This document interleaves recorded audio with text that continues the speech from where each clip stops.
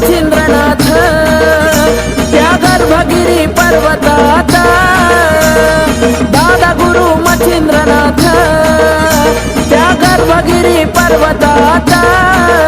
त्यांची भाषा लईच निराळी त्यांची भाषा लईच निराळी हे बंगाली बंगाली र बाबा बोलतो बंगाली बंगाली बंगाली र बाबा बोलतो बंगाली